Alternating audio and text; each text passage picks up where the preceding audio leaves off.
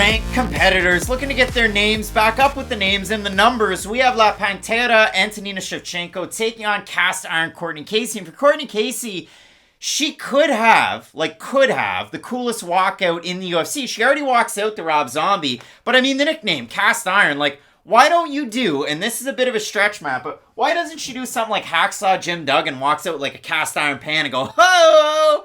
You think she'd gain more fans doing that? I do like the nickname Cast Iron, to be completely honest with you. I do think it's a fairly solid nickname. Like, there's some bad ones. Like, La Pantera is pretty cool, too, so it's a battle of pretty good nicknames. But for Cast Iron Cortney Casey, like, that does roll off the tongue. Yeah, it's not that bad. Former D1 soccer player at the University of Texas in El Paso. You know how soccer translates to MMA? Not normally. But you know what? Khabib Nurmagomedov, a pretty damn good basketball player, and he uses soccer skills by running down the court, so it's kind of like soccer. But when we do look at this fight, Matt, I mean, for Antonina Shevchenko, the kickboxing lineage is well known, and I mean, she had a wild record, 39-1 in kickboxing with 6 knockouts? But Antonina Shevchenko, Muay Thai titles, kickboxing titles, until I think 2017 was her last title that she won over there.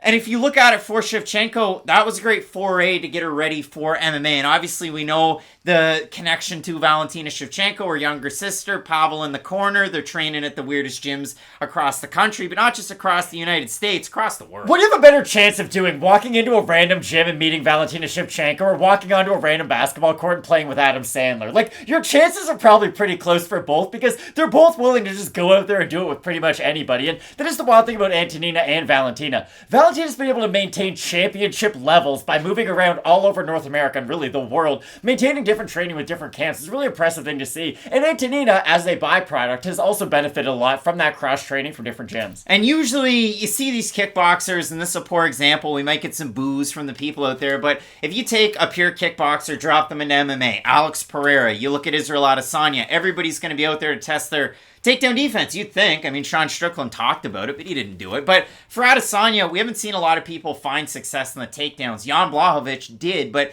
by and large, we don't see that. But for Antonina Shevchenko, under the UFC's banner, with Dana White's Contender Series, 52% takedown defense. Roxanne Modafferi went 5 of 6 on her attempts. Caitlin Chukagian went 3 of 3. Andrea Lee went 3 of 3. And Casey O'Neill went 3 of 8. And if you look at Antonina's last 2 fights, she got finished on the ground by Andrea Lee and Casey O'Neill. And for King Casey, if her ACL kept her going, I mean, she'd be contending this year. But unfortunately, she has to step away with that injury. For Antonina Shevchenko, we've seen fights where she's looked halfway competent on the ground, and we've seen fights where she's looked like a fish out of water. And for Cortney Casey, you'd think, okay, she's going to attempt some takedowns, but Matt, Cortney Casey doesn't take people down, ever. Ever. You didn't have to tell me that, Craig. Ever. Anybody who's ever watched her fight could probably tell you that. Ever. Cortney Casey fights like Caitlin Chukagian if she had poor footwork. It's a lot of pitter-patter. It's a lot of ha-has. 3 takedowns in 14 UFC fights for Cortney Casey. 3 of them. So if you've ever seen her fight, you know that she doesn't go for takedown attempts.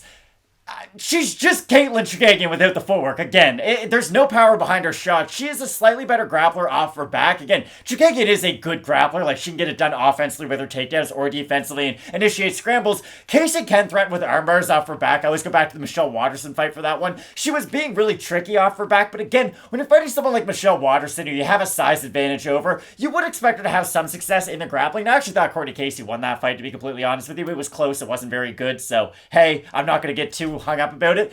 But Casey is a weird fighter because it's almost like she doesn't know her own strengths and her own weaknesses, because she will get caught up into the clinch sometimes, even though she's a long, rangier striker. Like, for Casey, she's one of these fighters who, if everything broke right for her, it's still probably like a unanimous decision, 29-28. Like, it's very difficult for Casey to separate herself from her opponent because of her lack of finishing ability. And that's why I do like Shevchenko in this fight. Normally I don't give away my pick this early, but still, Shevchenko at least has the opportunity to finish her opponents, be it on the feet or on the ground. Again, I don't think she can go out there and finish ranked UFC opponents at this stage of her career, but I do think that against Cortney Casey, if she's able to get her Muay Thai going, if she's able to get her own clinch work going, those are all damaging strikes that can change the complexion of this fight. Whereas even if Cortney Casey is teeing off on Shevchenko with her combinations, there's just not a lot of damage behind her own strikes, and that's why I think that if Shevchenko can land 3, 4, 5 strikes, Casey's gonna have to respond with 6, 7, 8 of her own to really even it out in damage. Cortney Casey's never knocked anybody down in 14 UFC fights. She came into the UFC and took on Joanne Wood at the time.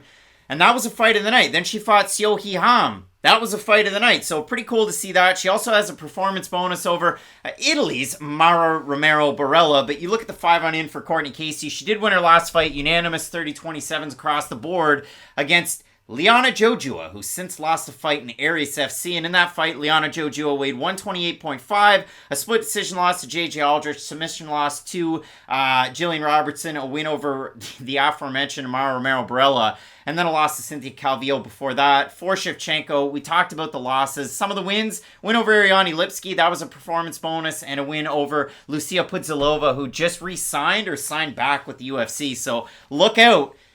Czech Republic's coming. You got a champ, and now you got Lucia Pudzilova. So an interesting one there. But yeah, Matt, I look at this one, the odds. Shevchenko, open minus 160, minus 178 for Cortney Casey, open plus 140, plus 146. This fight was actually originally booked for April 30th, and it was so good that they rescheduled it to July because we have to wait for Shevchenko Casey. It's like waiting for the best present on Christmas, only to get an orange at the bottom of your stocking. Okay, but if you're the fighters, though, you still want to fight that same opponent. If you've wasted a whole training camp getting ready for that opponent, you probably don't want a new, fresh matchup where you've already been preparing for Cortney Casey or Antonina Shevchenko. To me, I just look at this matchup, Matt, and we talked about it. I mean, Shevchenko struggles mixing her martial arts, but her striking's always been there, and it still will be there. For Cortney Casey, very much a striker. You talk about long-rangey. At flyweight, yeah. At strawweight, definitely. And at flyweight in this matchup against Shevchenko, who will be the bigger fighter, I'm eager to see them on Friday, but I anticipate in my mind's eye Shevchenko is the bigger fighter here. I think Shevchenko is going to be able to get the win.